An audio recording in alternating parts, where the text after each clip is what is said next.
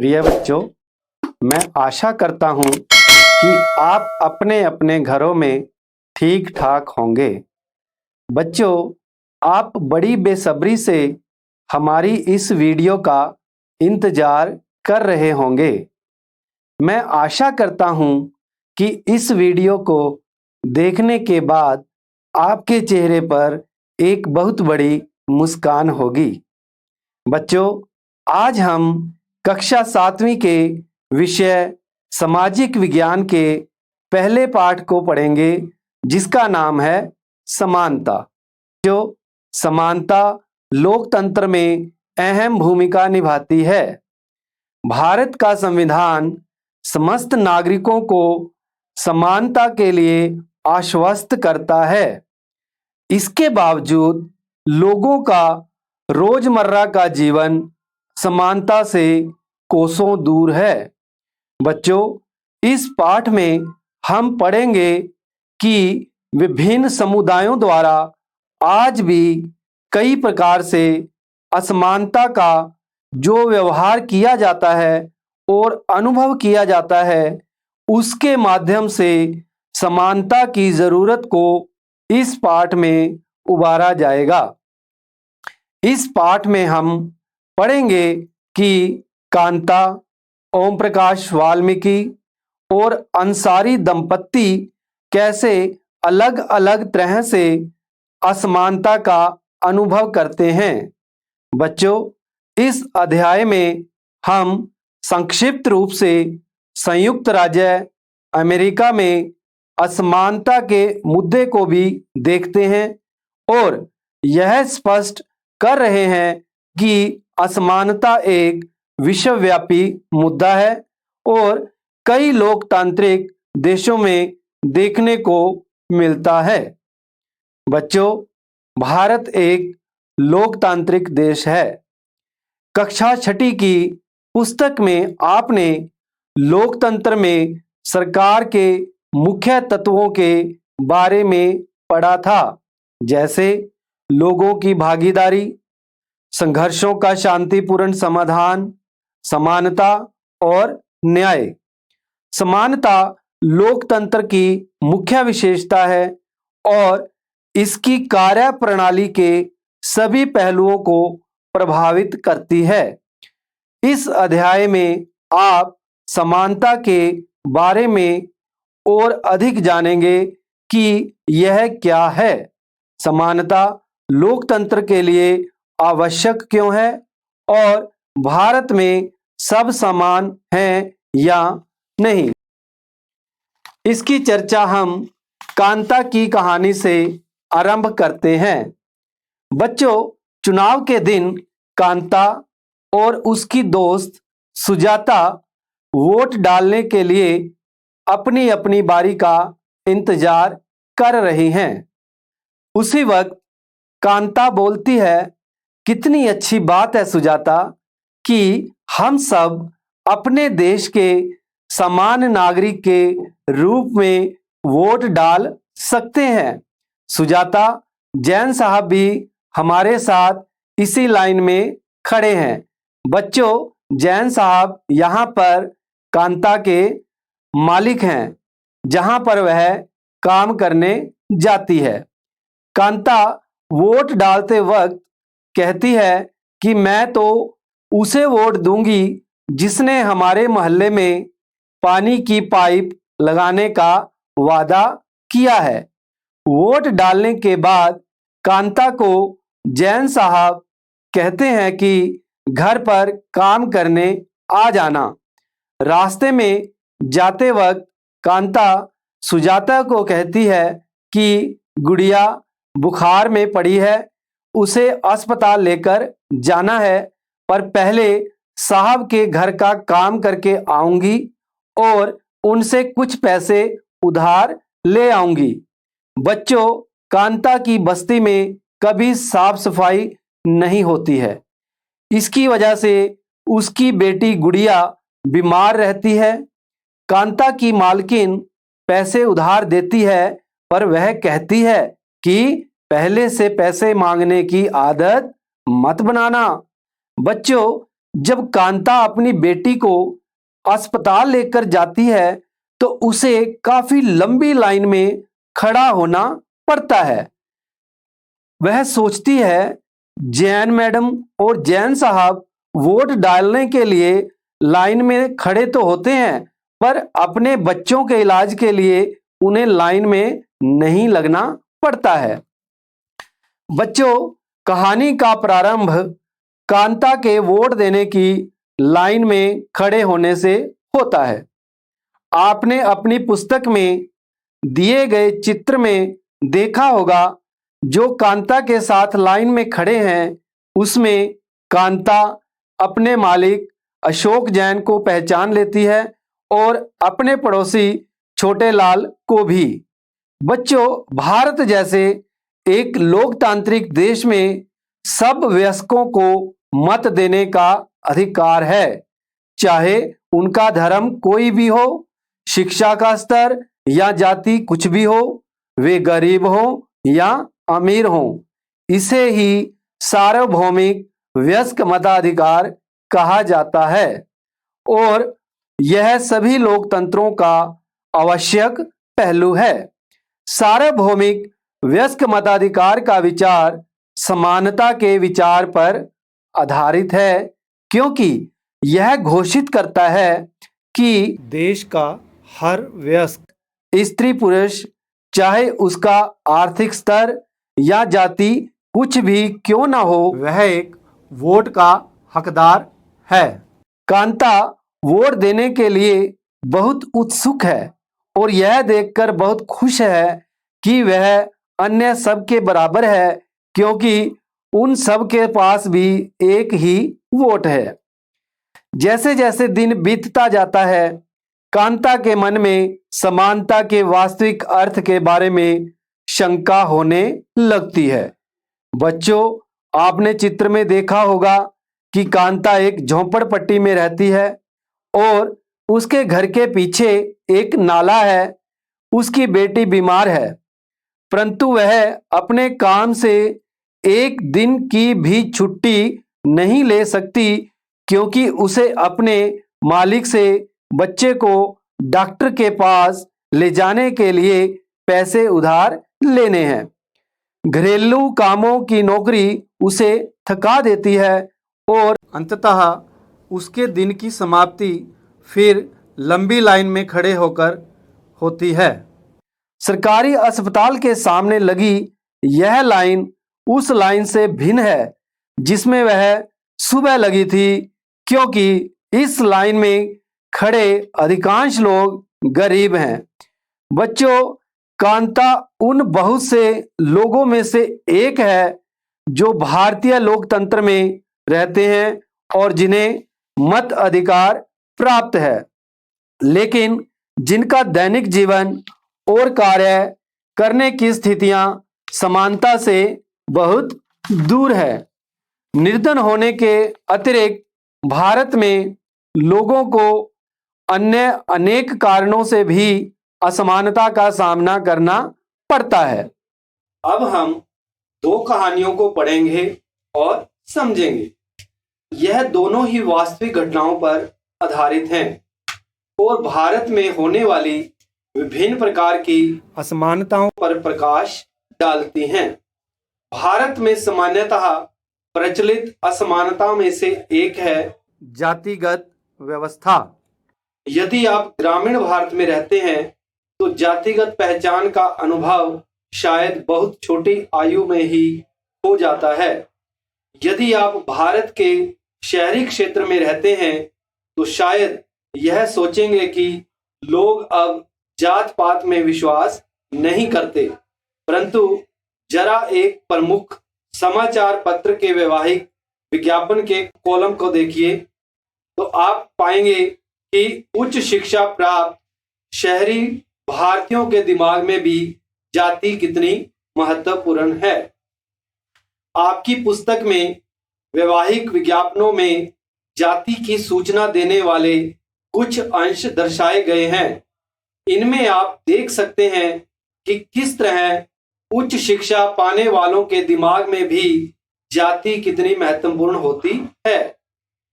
कहानी के ऊपर आते हैं। कहानी में स्कूल जाने वाला एक दलित बच्चा है। बच्चों, दलित एक ऐसा शब्द है जो निचली कही जाने वाली जाति के लोग स्वयं को संबोधित करने के लिए प्रयोग में लाते हैं।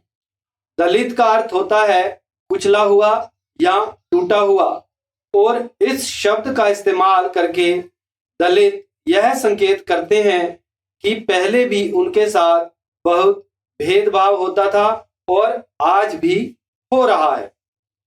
ओम प्रकाश वाल्मीकि एक प्रसिद्ध दलित लेखक हैं और अपनी आत्मकथा जूठन में वे लिखते हैं, स्कूल में दूसरों से दूर बैठना पड़ता था, वह भी जमीन पर। अपने बैठने की जगह तक आते आते चटाई छोटी पड़ जाती थी। कभी कभी तो एक कदम पीछे दरवाजे के पास बैठना पड़ता था, जहां से बोर्ड पर लिखे अक्षर धुंधले दिखते थे। कभी कभी बिना कारण पिटाई भी कर देते थे। जब वे कक्षा 4 में थे, प्रधानाध्यापक ने ओम प्रकाश से स्कूल और खेल के मैदान में झाड़ू लगाने को कहा। वे लिखते हैं, लंबा चौड़ा मैदान मेरे वजूद से कई गुना बड़ा था, जिसे साफ करने से मेरी कमर दर्द करने लगी थी। मुंह के भीतर धूल घुस गई थी। मेरी कक्षा में बाकी बच्चे पढ़ रहे थे और मैं झाड़ू लगा रहा था। हेडमास्टर अपने कमरे में बैठे थे, लेकिन निगाह मुझ पर टिकी थी। पानी पीने तक की इजाजत नहीं थी और पूरा दिन मैं झाड़ू लगाता रहा। स्कूल के कमरों की खिड़की दरवाजों से मास्टर और लड़कों की आंखें छिपकर तमाशा देख रही थी। ओम प्रकाश से अगले 2 दिनों तक स्कूल और खेल के मैदान में झाड़ू लगवाई जाती रही और यह क्रम तभी रुका जब उधर से गुजरते हुए उसके पिता ने अपने बेटे को झाड़ू लगाते देखा। उन्होंने शिक्षकों का साहसपूर्वक सामना किया और ओम प्रकाश का हाथ पकड़कर स्कूल से बाहर जाते हुए ऊंचे स्वर में सबको सुनाते हुए कहा, मास्टर हो इसलिए जा रहा हूं, पर इतना याद रखिए, मास्टर यह यहीं पढ़ेगा और इसी मदरसे में पढ़ेगा, और यह ही नहीं, इसके बाद और भी आएंगे पढ़ने के लिए। बच्चों, दूसरी कहानी एक ऐसी घटना पर आधारित है जो भारत के एक बड़े शहर में घटी और देश के अधिकांश भागों में ऐसा होना एक सामान्य बात है। यह कहानी श्री और श्रीमती अंसारी की है, जो शहर में किराए पर एक मकान लेना चाहते थे। वे पैसे वाले थे, इसलिए किराए की कोई समस्या नहीं थी। वे मकान ढूंढने में मदद लेने के लिए एक प्रॉपर्टी डीलर के पास गए। डीलर ने उन्हें बताया कि वह कई खाली मकानों के बारे में जानता है जो किराए पर मिल सकते हैं। पहला मकान देखने गए अंसारी दंपत्ति को मकान बहुत अच्छा लगा और उन्होंने मकान लेने का निर्णय कर लिया। जब मकान मालकिन ने उनके नाम सुने तो बहाने बनाने लगी कि वह मांसाहारी लोगों को मकान नहीं दे सकती। प्रॉपर्टी डीलर ने उनसे कहा, क्या वे अपना नाम बदलकर श्री और श्रीमती कुमार रखना चाहेंगे? वे ऐसा करने को इच्छुक नहीं थे। उन्होंने कुछ और मकान देखने का निश्चय किया। अंत में लगभग 1 महीने के बाद एक मकान मालकिन मिली जो किराए पर मकान देने को तैयार थी।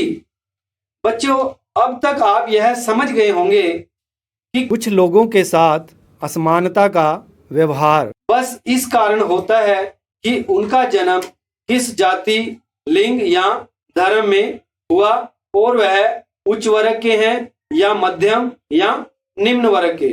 ओम प्रकाश वाल्मीकि और अंसारी दंपत्ति के साथ असमानता का व्यवहार जातिगत और धर्मगत कारणों से हुआ। बच्चों, जब लोगों के साथ असमानता का व्यवहार होता है तो उनके सम्मान को ठेस पहुंचती है। ओम प्रकाश वाल्मीकि तथा अंसारी दंपत्ति के साथ किए गए व्यवहार के कारण उनकी गरिमा को ठेस पहुंची।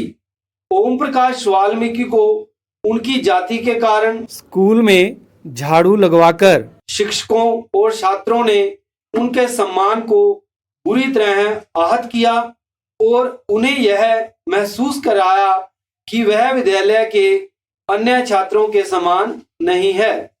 उस समय बच्चा होने के कारण ओम प्रकाश वाल्मीकि स्वयं इस बारे में अधिक कुछ नहीं कर सके, किंतु उनके पिता ने अपने बेटे को झाड़ू लगाते देखा तो उन्हें इस असमान व्यवहार पर क्रोध आया और उन्होंने शिक्षकों के समक्ष विरोध प्रकट किया। जब लोगों ने अंसारी दंपत्ति को अपना मकान किराए पर देने से इनकार कर दिया तब उनके सम्मान को भी चोट पहुंची। फिर जब प्रॉपर्टी डीलर ने उन्हें नाम बदलने का सुझाव दिया तब उनके आत्मसम्मान ने उन्हें ऐसा करने से रोक दिया और उन्होंने उस सुझाव को ठुकरा दिया। बच्चों, ओम प्रकाश और अंसारी दंपत्ति के साथ ऐसा व्यवहार नहीं होना चाहिए था। वे भी उसी सम्मान और उसी गरिमा के हकदार थे जो अन्य किसी व्यक्ति को मिलना चाहिए। आपकी पुस्तक में दिए गए चित्र में 1975 में बनी फिल्म दीवार के दृश्य दिखाए गए हैं। दीवार फिल्म 1975 में बनी थी। उसमें दिखाया जाता है कि जूते पॉलिश करने वाला एक लड़का फेंक कर दिए गए पैसे को उठाने से इनकार कर देता है। वह मानता है कि उसके काम की भी गरिमा है और उसे उसका भुगतान आदर के साथ किया जाना चाहिए। बच्चों, अब हम पढ़ेंगे भारतीय लोकतंत्र में समानता। भारतीय संविधान सभी व्यक्तियों को समान मानता है। इसका अर्थ है कि देश के व्यक्ति, चाहे वह पुरुष हो या स्त्री, किसी भी जाति से संबंधित हो, धार्मिक, शैक्षणिक और आर्थिक पृष्ठभूमि से संबंध रखते हो, वे सब समान माने जाएंगे। लेकिन इसके बावजूद भी हम यह नहीं कह सकते कि असमानता खत्म हो गई है। यह खत्म नहीं हुई है, लेकिन फिर भी कम से कम भारतीय संविधान में सब व्यक्तियों की समानता के सिद्धांत को मान्य किया गया है। जहां पहले भेदभाव और दुर्व्यवहार से लोगों की रक्षा करने के लिए कोई कानून नहीं था, अब अनेक कानून लोगों के सम्मान तथा उनके साथ समानता के व्यवहार को सुनिश्चित करने के लिए मौजूद हैं। बच्चों, समानता को स्थापित करने के लिए संविधान में जो प्रावधान हैं, उनमें कुछ निम्नलिखित हैं। प्रथम, कानून की दृष्टि में हर व्यक्ति समान है। इसका तात्पर्य यह है कि हर व्यक्ति को देश के राष्ट्रपति से लेकर कांता जैसी घरेलू कामों की नौकरी करने वाली महिला तक सभी को एक ही जैसे कानून का पालन करना पड़ता है। दूसरा, किसी भी व्यक्ति के साथ उसके धर्म, जाति, वंश, जन्म स्थान और लिंग के आधार पर भेदभाव नहीं किया जा सकता। तीसरा, हर व्यक्ति सार्वजनिक स्थानों पर जा सकता है जिनमें खेल के मैदान, होटल, दुकानें और बाजार आदि सम्मिलित हैं। सब लोग सार्वजनिक कुओं, सड़कों और नहाने के घाटों का उपयोग कर सकते हैं। चौथा, अस्पृश्यता का उन्मूलन कर दिया गया है। बच्चों, शासन ने संविधान द्वारा मान्य किए गए समानता के अधिकार को दो तरह से लागू किया है। पहला, कानून के द्वारा और दूसरा सरकार की योजनाओं व कार्यक्रमों द्वारा सुविधाहीन समाजों की मदद करके। बच्चों, भारत में ऐसे अनेक कानून हैं जो व्यक्ति के समान व्यवहार प्राप्त करने के अधिकार की रक्षा करते हैं। कानून के साथ साथ सरकार ने उन समुदायों जिनके साथ सैकड़ों वर्षों तक असमानता का व्यवहार हुआ है, उनका जीवन सुधारने के लिए अनेक कार्यक्रम और योजनाएं लागू की हैं। ये योजनाएं यह सुनिश्चित करने के लिए चलाई गई हैं कि जिन लोगों को अतीत में अवसर नहीं मिले, अब उन्हें अधिक अवसर प्राप्त हों। इस दिशा में सरकार द्वारा उठाया गया एक कदम है मध्याह्न भोजन की व्यवस्था। इस कार्यक्रम के अंतर्गत सभी सरकारी प्राथमिक स्कूलों के बच्चों को दोपहर का भोजन स्कूल द्वारा दिया जाता है। यह योजना भारत में सर्वप्रथम तमिलनाडु राज्य में प्रारंभ की गई और 2001 में उच्चतम न्यायालय ने सभी राज्य सरकारों को इसे अपने स्कूलों में 6 माह के अंदर आरंभ करने के निर्देश दिए। इस कार्यक्रम के काफी सकारात्मक प्रभाव हुए। बच्चों, दोपहर का भोजन मिलने के कारण गरीब बच्चों ने अधिक संख्या में स्कूल में प्रवेश लेना और नियमित रूप से स्कूल जाना शुरू कर दिया। इस कार्यक्रम से जातिगत पूर्व आग्रहों को कम करने में भी सहायता मिली है। स्कूल में सभी जातियों के बच्चे साथ साथ भोजन करते हैं। कुछ स्थानों पर भोजन पकाने के लिए दलित महिलाओं को काम पर रखा गया है। भोजन कार्यक्रम ने निर्धन विद्यार्थियों की भूख मिटाने में भी सहायता की है, जो प्राय खाली पेट स्कूल आते हैं और इस कारण पढ़ाई पर ध्यान केंद्रित नहीं कर पाते थे। बच्चों, शासकीय कार्यक्रम अवसरों की समानता बढ़ाने में महत्वपूर्ण भूमिका निभा रहे हैं। कानून बन जाने के बाद भी कुछ लोग इन्हें समान समझने से इनकार कर देते हैं। इसका मुख्य कारण यह है कि दृष्टिकोण में बहुत धीरे धीरे परिवर्तन आता है। कुछ लोग यह मानते हैं कि भेदभाव का व्यवहार कानून के विरुद्ध है, फिर भी वे जाति, धर्म, अपंगता, आर्थिक स्थिति और महिला होने के आधार पर लोगों से असमानता का व्यवहार करते हैं। बच्चों, वर्तमान दृष्टिकोण को बदलना तभी संभव है जब लोग यह विश्वास करने लगें कि कोई भी कम नहीं है और हर व्यक्ति सम्मानजनक व्यवहार का अधिकारी है। बच्चों, आप सोच रहे होंगे कि हमारा भारतीय लोकतंत्र ही ऐसा है जहां असमानता का अस्तित्व है और जहां समानता के लिए संघर्ष जारी है। बच्चों, संसार के अधिकांश लोकतंत्र विदेशों में समानता के मुद्दे पर विशेष रूप से संघर्ष हो रहे हैं। संयुक्त राज्य अमेरिका में अफ्रीकी अमेरिकन लोग, जिनके पूर्वज गुलाम थे और अफ्रीका से लाए गए थे, आज भी अपने जीवन को मुख्य रूप से असमान बताते हैं। 1950 के अंतिम दशक में अफ्रीकी अमेरिकियों को समान अधिकार दिलाने के लिए आंदोलन हुआ था। इससे पहले अफ्रीकी अमेरिकियों के साथ संयुक्त राज्य में बहुत असमानता का व्यवहार होता था और कानून भी उन्हें समान नहीं मानता था।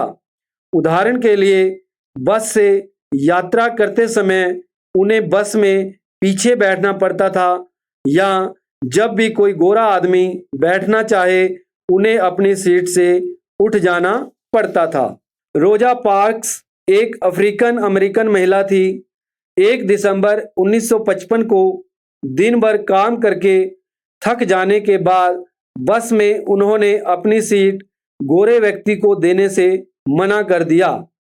उस दिन से अफ्रीकी अमेरिकियों के साथ असमानता को लेकर एक विशाल आंदोलन प्रारंभ हो गया, जो नागरिक अधिकार आंदोलन कहलाया। 1964 के नागरिक का अधिकार अधिनियम ने नस्ल, धर्म और राष्ट्र मूल के आधार पर भेदभाव को निषेध कर दिया। इसने यह भी कहा कि अफ्रीकी अमेरिकन बच्चों के लिए सब स्कूलों के दरवाजे खोले जाएंगे और उन्हें उन अलग स्कूलों में नहीं जाना पड़ेगा। इतना होने के बावजूद भी अधिकांश अफ्रीकी अमेरिकन गरीब हैं। अधिकतर अफ्रीकी अमेरिकन बच्चे केवल ऐसे सरकारी स्कूलों में प्रवेश लेने को ही समर्थ रखते हैं जहां कम सुविधाएं हैं और कम योग्यता वाले शिक्षक हैं, जबकि गोरे विद्यार्थी निजी स्कूलों में जाते हैं या उन क्षेत्रों में रहते हैं जहां के सरकारी स्कूलों का स्तर निजी स्कूलों जैसा ही ऊंचा है। भारत के संविधान के अनुच्छेद 15 के अंश धर्म, मूलवंश, जाति, लिंग या जन्म स्थान के आधार पर विभेद का प्रतिषेध। राज्य किसी नागरिक के विरुद्ध केवल धर्म, मूलवंश, जाति, लिंग, जन्म स्थान या इनमें से किसी के आधार पर कोई विभेद नहीं करेगा। कोई नागरिक केवल धर्म, मूलवंश, जाति, लिंग, जन्म स्थान या इनमें से किसी के आधार पर दुकानों, सार्वजनिक भोजनालयों, होटलों और सार्वजनिक मनोरंजन के स्थानों में प्रवेश या पूर्णतः या भागतः राज्य निधि से पोषित या साधारण जनता के प्रयोग के लिए समर्पित कुओं, तालाबों, स्नान घाटों, सड़कों और सार्वजनिक समागम के स्थानों के उपयोग के संबंध में किसी भी निर्योग्यता, दायित्व, निर्बंधन या शर्त के अधीन नहीं होगा। बच्चों, किसी भी देश को पूरी तरह से लोकतंत्र नहीं कहा जा सकता। हमेशा से ही ऐसे समुदाय और व्यक्ति होते हैं जो लोकतंत्र को नए अर्थ देते हैं और अधिक से अधिक समानता लाने के लिए नए नए सवाल उठाते हैं। इसके केंद्र में वह संघर्ष है जो सब व्यक्तियों को समानता और सम्मान दिलाने का पक्षधर है। बच्चों, इस पुस्तक के बाकी अध्यायों में आप पढ़ेंगे कि किस तरह समानता का प्रश्न भारतीय लोकतंत्र में हमारे दैनिक जीवन के विभिन्न पहलुओं को प्रभावित करता है। बच्चों, अब आपने इसमें क्या समझा उसके आधार पर हम कुछ प्रश्न आपसे पूछेंगे। स्कूल में दोपहर को भोजन देने की योजना सर्वप्रथम कहाँ शुरू हुई? बहुविकल्पी हैं, 4 उत्तर दिए जाएंगे, आपने एक बताना है। तमिलनाडु, बिहार, दिल्ली, महाराष्ट्र। तो आप जानते ही हैं कि ये भोजन वाली जो मिड डे मील वाली जो योजना है वो सबसे पहले तमिलनाडु में शुरू की गई। अमेरिका में धर्म, नस्ल और राष्ट्रीय मूल के आधार पर भेदभाव का निषेध कब हुआ? इसमें आपको साल बताना है। 1995, 1964, 1993, 1992। तो आपने अभी सुना होगा, तो इसका उत्तर है 1964। प्रश्न नंबर 3, भारत के किस अनुच्छेद में धर्म, मूल, वंश, जाति, लिंग या जन्म स्थान के आधार पर विभेद प्रतिषेध हुआ? तो आपने उसमें अनुच्छेद का नाम बताना है, कौन सा है? 16, 17, 14, 15। तो ये बात अनुच्छेद 15 में कही गई है। भारत सरकार ने विकलांगता अधिनियम कब स्वीकृत किया था? तो इसके ऑप्शन है 1995, 1994, 1993, 1992। तो इसका आंसर हुआ 1995। अब अंतिम प्रश्न है, लोगों के साथ असमानता का व्यवहार क्यों होता है? नंबर 1, जाति लिंग के आधार पर, ऊंच नीच के आधार पर, धर्म के आधार पर या सभी? तो आंसर, आपने जब किताब पढ़ी, लेसन को पढ़ा, तो उसमें आपने देखा कि कई ऐसी बातें थी, तो इसका मतलब ये सारी चीजें हैं जिसके आधार पर भेदभाव किया जाता है, तो इसका ऑप्शन होगा सभी। तो इसी के साथ हमारा जो ये पाठ है समाप्त हुआ। धन्यवाद।